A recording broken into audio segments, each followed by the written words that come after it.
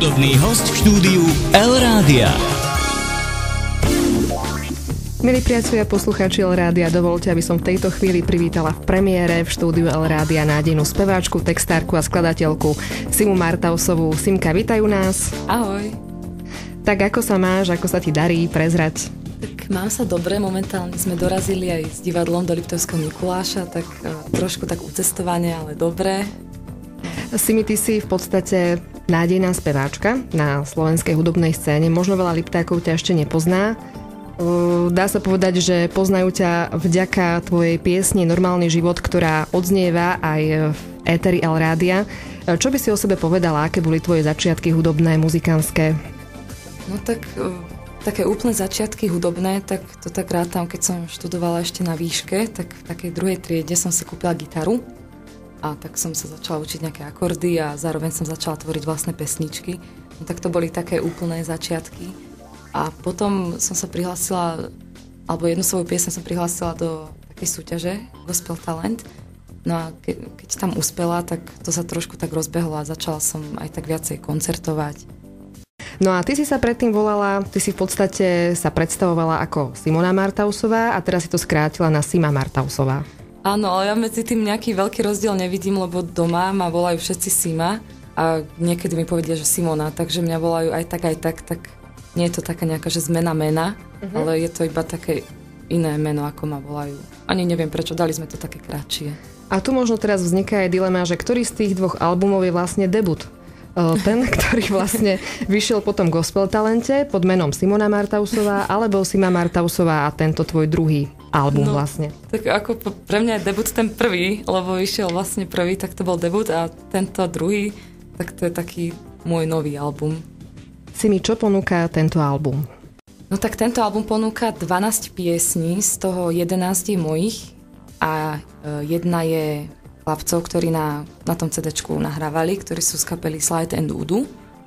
No a tam vlastne všetky piesne sú také o mňa, alebo z môjho života, alebo to, čo som prežívala. Kto ti vytvoril hudbu, kto vytvoril texty? To som si ja vytvorila. Celý album, všetky hudbu, piesne? Text som si robila ja, ale už potom, keď sme nahrávali, tak už samozrejme, že aranžmány robili aj chlapci. Si mi predstavme si aj jednotlivé skladby na tomto albume. Napríklad prvá skladba sa nazýva Že na s pomočkou. Áno, no to je akože také dvojvýznamové, žena, ako ja. A žena, to je preto, lebo tam používam v refréne akože takú vetu, že na súlad treba rím. Tak sme to tam dali akože taký chyták. No a tá pieseň je taká celkom autobiografická, tak preto sme ju dali prvú, že tam ma môžu ľudia aj celkom spoznať. Druhá skladba, ktorú ponúka tento album, sa volá Pod e-mailom. Ja prezradím našim poslucháčom, že túto skladbu budeš aj hrať naživo. My budeme za chvíľočku pokračovať v rozhovore so Simou Martausovou. Hudobný hosť v štúdiu L-Rádia. Hudobný hosť v štúdiu L-Rádia. Priatelia, speváčka, pesničkárka Sima Martausová je stále s nami v štúdiu L-Rádia a my teraz trošku preberáme jej nový album, ktorý sa volá Dobrý deň, to som ja. No a naposledy sme rozoberali pesničku Pod e-mailom, ktorú vám aj dnes zaspieva a zahrá priamo live zo štúdia L-Rádia. Teraz je tu pieseň Normálny život, ktorá je vlastne pod číslom 3 na tvojom albume. No, táto pieseň je známa aj poslucháčom L-Rádia. Sme hovorili, že veľmi úspešná je v top 20 L-Rádia. Tu nás si vlastne zmapovala možno také sny, idei, vízie také normálnej ženy. Že čo by asi chcela od života. Áno, také to aj bolo. Tak som si to predstavovala a robilo ma to šťastnou, keď som to tvorila. Tak... Myslím si, že veľa slovenských žien sa v tom nájde. Tak to som rada. A potom tu máme ďalšiu skladbu, volá sa Nezrelé jablka. To je 4. skladba na tvojom albume. Áno, 4. A je taká veselšia a tam sa mi páči hlavne to, že tam používame aj ukulele. Maťko Zajko tak krásne hral na ukulele, tak to tak oživilo tú pieseň. Tu si vypočujeme po tomto vstupe, takže sa tešíme. Potom je tam skladba Asi si ho vezmem späť. No, tak to je o láske, ale nie veľmi pozitívnej. Takže depresia. Ale nie až tak, však... No, tak... Treba si to vypočuť a každý si z toho niečo vezme svoje. Hej. Potom tam máme pieseň, tá je veľmi pekná, mne sa páči, mám v top 3 tvojich piesní Kam tento svet speje. No, to som sa tak jeden večer iba tak zamýšľala nad tým, kam tento svet speje a dala som to do pesničky rovno a to som ešte ani nevedela, že tá pieseň bude na CD-čku. Sol nad zlato? Tak to bolo, tam, neviem, možno pred rokom, pred 2 som ju zložila, keď som mala takú situáciu, že som si nevážila priateľstvo a tak som si večer o 12. inak vznikla, tak som si to tak uvedomovala, že to sol nad zlato, že je v podstate to priateľstvo tých kamarátov nad hocičo, čo si myslíme, že je pre nás dôležité, že nad také sebectvo, možno, že priateľstvo nad sebectvo. No. Ďalšiu pieseň, ktorú ponúka tvoj nový album Dobrý deň, to som ja, je Horské chrámy. Tak to je taká dosť staršia moja pieseň, tá vznikla ešte v tých mojich začiatkoch, ešte keď som bola na výške. A to je tiež o láske, dá sa povedať. Potom je to pieseň s rovnomenným názvom ako tvoj album Dobrý deň, to som ja. Tak tá je novšia, to je Valčík a v skratke je o tom, ako treba niekedy vedieť povedať aj nie. Možno raz, to je také celkom, že 3 bodky. Tak možno to je tá raz. spomínaná pieseň, ktorú som nezložila ja, ale chlapci zo Slide and Udu, Maťko Zajko a Igor IG Sabo, tak to je tam je tam aj taká hviezdička, že je to ako od nich. A máš tu aj 2 bonusy na tomto albume, Vianočná a Pamela. No, Vianočná to bude niečo pekné vianočné k týmto Vianociam určite. Ale je to také niečo, že sa to dá púšťať aj v oktobri. Áno, takže nie je to typická vianočná skladba. Úplne nie, lebo vlastne tam som sa zamerala na to, že vlastne výzdoby a vianočné gule a také veci, to už môžeme aj v oktobri vidieť v obchode. Tak som si aj taký amatérsky klip mám natočený na YouTube k tejto piesni. A Pamela, tak to je preto bonus, lebo ona vyšla aj na tom prvom CD-čku, ale tuto na tomto druhom je v takej inej verzii, v takej folkovejšej. Takže priatelia, ostaňte naďalej naladení na frekvencii 106,4 na frekvencii Liptovského Elrádia, pretože Sima vám už o chvíľočku po nasledujúcej pesničke, ktorá sa volá Nezrelé jablká, zaspieva, zahra na život pieseň. Ako sme to hovorili? Pod e-mailom. Takže máte sa na čo tešiť. Hudobný host v štúdiu Elrádia. Hudobný host v štúdiu Elrádia.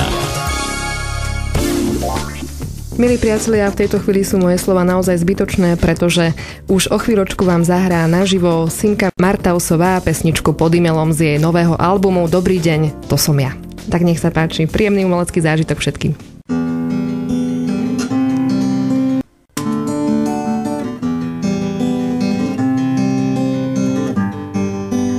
Možno keby som bola viac ticho, počula by som v tom hluku prepichov aj tvoje priania. Už viem, že klamú zdania a slová ozaj rania city, a kto sa zranil, si ty. Možno by nám vydržal vzťah dlhšie, keby som dovolila, aby si mi ušiel, tak by si zostal. Stojím na druhej strane mosta a čakám.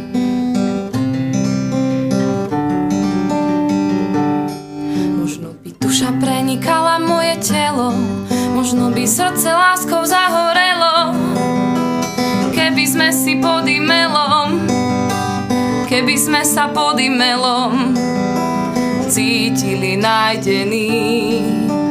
Ešte jednu kocku cukru dajte mi, nech je mi sladšie aj tu na zemi. Ponorím zmysly svoje do peny a na podstave zdrevený si ťa položím. Strážim ťa ako chlapca z dreva, no ty si neožil, ty si neožil. Možno by duša prenikala moje telo, možno by srdce láskou zahorelo, keby sme si pod e-mailom, keby sme sa pod e-mailom, možno by sme vyzerali bielo, keby sa nám viacej chcelo, keby sme sa pod e-mailom.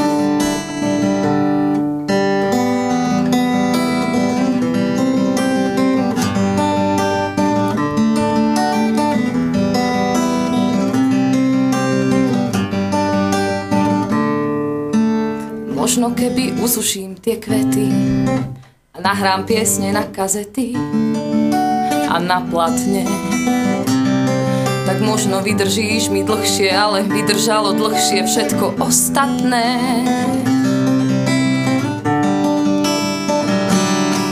Možno by duša prenikala moje telo, možno by srdce láskou zahorelo, keby sme si pod imelom, keby sme sa pod imelom. Možno by sme vyzerali bielo, keby sa nám viacej chcelo, keby sme sa pod imelom. Možno keby na chodníku nechám kocky cukru, nájdem cestu späť, ako si dymí strecha z nášho domu. Tento dym mi navždy bude v hlave tkvieť. Hudobný host v štúdiu Elrádia. Hudobný host v štúdiu Elrádia. Tak priatelia, pesničkárka, skladateľka, textárka Sima Martausová je stále s nami v štúdiu Elrádia. Toto bola taká poriadna ochutnávka z jej albumu, musím povedať. Zahrali sme si niekoľko pesničiek, dokonca jedna bola naživo. Nazývala sa Pod imelom. No a Simi, na teba prišlo niekoľko otázok od našich liptovských poslucháčov. Napríklad Jozefa zaujíma z Ružomberka, čo teraz najbližšie plánuješ, na čom pracuješ? No najbližšie teraz, úplne najbližšia budúcnosť je pre mňa teraz. Najbližšie 4 dni znamenajú pre mňa divadlo, lebo teraz sme akurát na zájazde s divadlom. A potom začínajú už aj koncerty s kapelou, ktorá je na tomto CD-čku. Napríklad budeme v pondelok teraz aj na Teatrojke, čo má Adela, tú show trochu inak. Potom budeme v novembri mať aj také malé turné, že 4 dní alebo 5 dní po sebe budeme hrať. Tak na to sa budeme pripravovať, budeme mať skúšky a tak. Majka z Liptovského Hrádku sa pýta, ako si sa dostala k Radošincom? Tak to bolo, neviem, či lebo ty si vlastne aj spievajúca herečka, ktorá pôsobí v Radošinskom najemnom divadle, takže to je ďalšia vec o tebe, veľmi dôležitá. To bolo pred rokom, keď som skončila školu, tak tam bol vyhlásený konkurs na spievajúcu herečku. Tak som zobrala gitaru a šla som tam zaspievať a pesničky, ktoré boli určené akože Pána Štepku piesne, ale dala som tam aj jednu svoju. No a tak nejak sa podarilo a si ma vybrali, tak už rok s nimi hrávam a cestujem.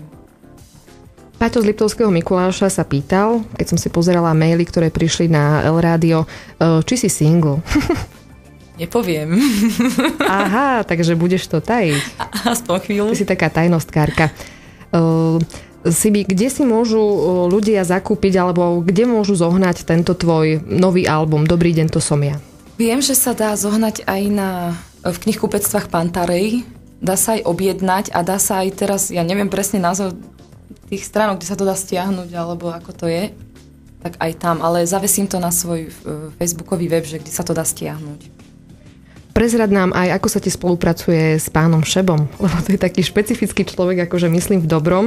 Pre tebou sa staral napríklad o Janku Kiršner, ktorá má veľmi úspešnú československú kariéru, takisto o Peťa Cmoríka. No a teraz si vyhliadol teba. Tak neviem, či si on mňa, alebo ja jeho, a možno to bolo také vzájomné. A tak neviem, či Jožko teraz počúva, ale nehovorím to len preto, ak počúva, ale naozaj sa mi dobre spolupracuje aj s ním, aj s kapelou, ktorú mi priviedol, s ktorou ma zoznámil a s ktorou skúšame a nahrávame, tak ja som spokojná a šťastná.